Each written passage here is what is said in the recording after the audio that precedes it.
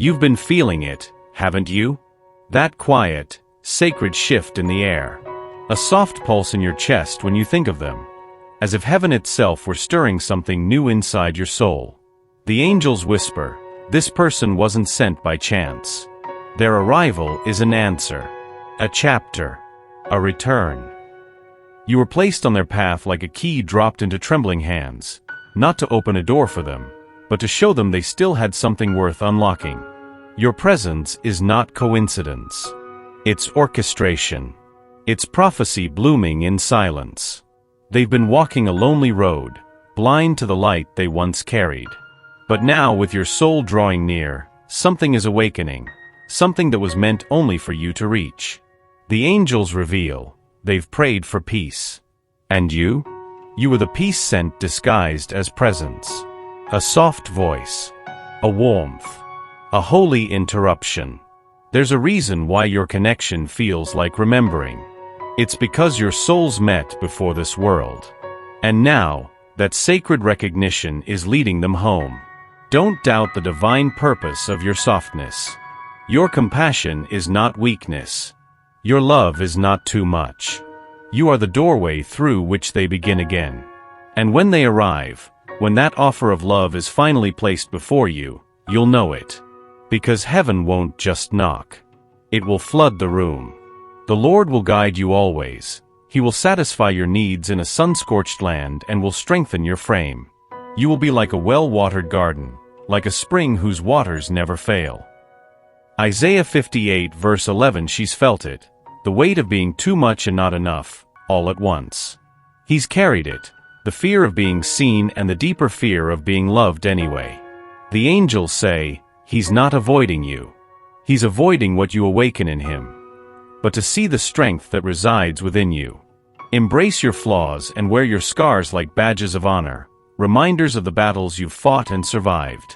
Reclaim the power that is inherently yours, the power to define your worth outside of anyone else's approval. Celebrate the small victories, the moments of triumph that remind you of your resilience. Invest in your passions, and let them ignite joy in your life.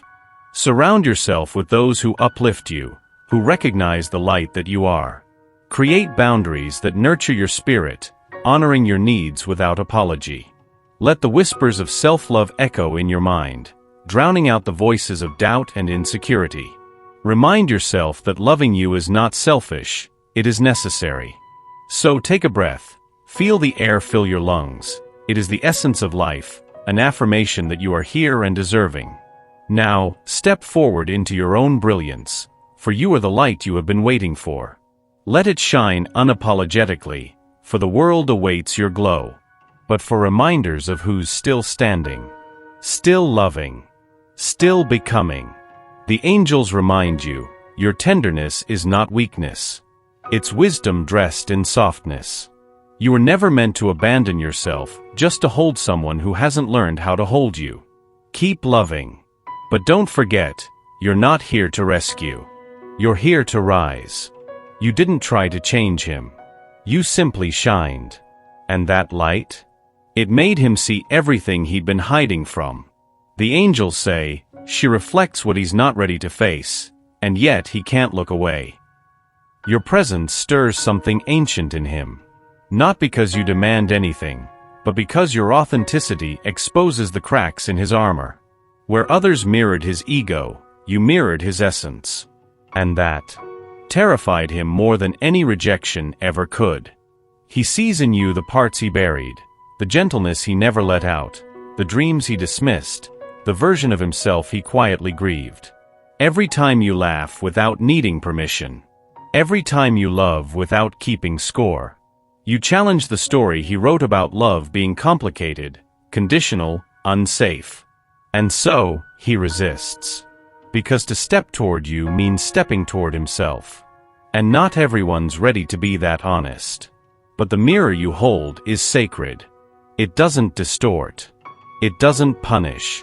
It simply says, this is who you are when you stop hiding. Let him flinch. Let him look away. But no soul forgets the one who held up the mirror and made them see their own light. There's a silence in him that used to feel like absence. Now, it feels like listening. The angels whisper, he's beginning to hear what love actually sounds like, and it sounds like you. There's a softness unfolding inside him. Subtle, slow, sacred. He won't call it awakening, but his soul will. Where he once ran, now he pauses. Where he once dismissed, now he wonders. And your name, once whispered in confusion, is now spoken in reverence. Even if only to himself.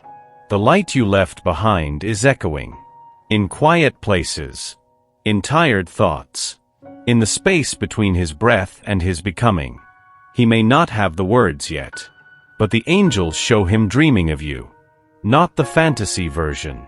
You, with your light and your wounds. Your depth. Your presence. Your divine, imperfect grace.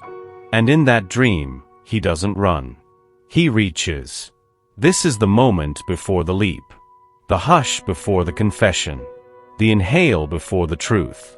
Awake, O sleeper, and arise from the dead, and Christ will shine on you. Ephesians 5 verse 14. Yes. He is waking up. And it's your soul he sees when his eyes finally open. He comes close, eyes soft, heart open, and then disappears. Again. You're left wondering, did I imagine it? Was it ever real? The angels say, yes, it was real. But he's still learning how to stay. This isn't about you not being enough. This is about him not yet knowing how to hold what's true without trembling. He's spent so long surviving love that the idea of actually receiving it feels like standing too close to fire.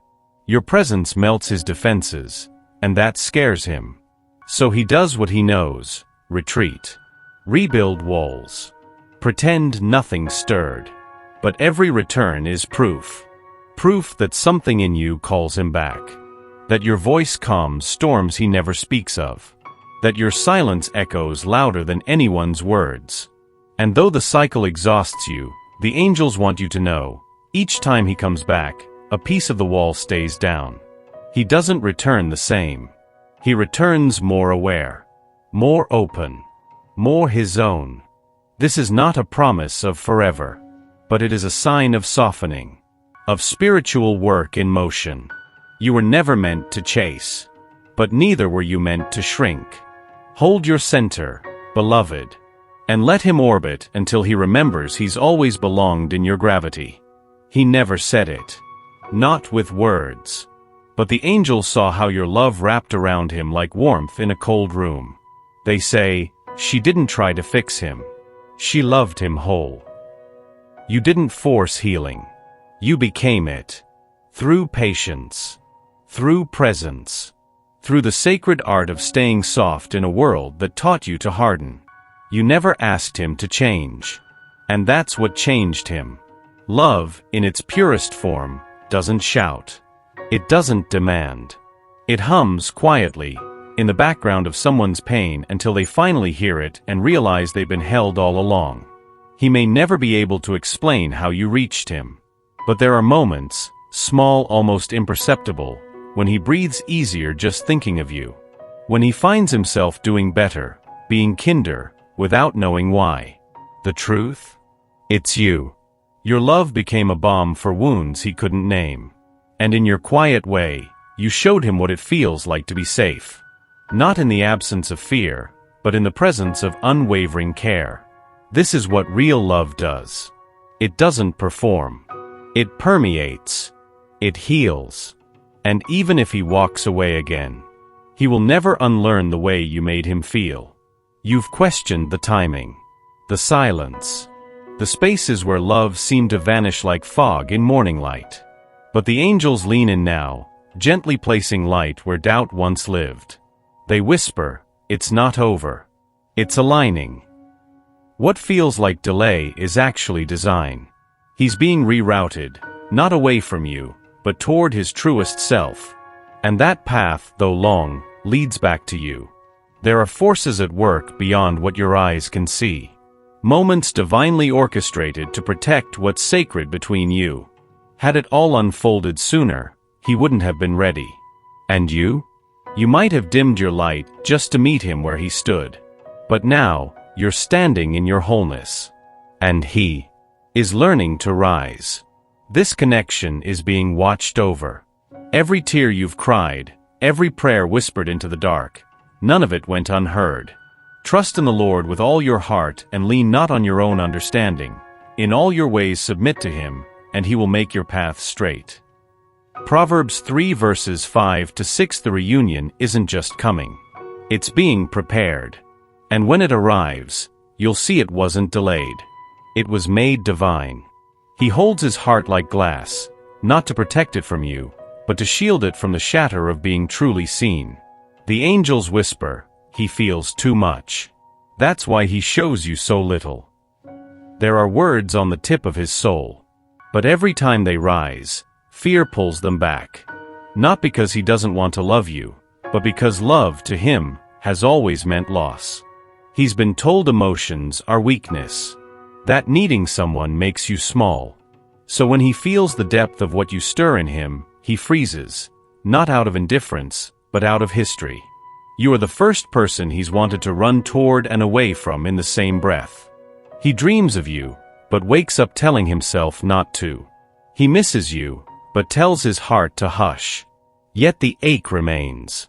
Because the soul always remembers what the mind tries to bury. And slowly, painfully, his armor is cracking. Not because you demanded it, but because your love made it safe to be soft again. The Lord is close to the brokenhearted and saves those who are crushed in spirit. Psalm 34 verse 18. So when he finally says what's been hidden, know this, it wasn't easy. But it was always real.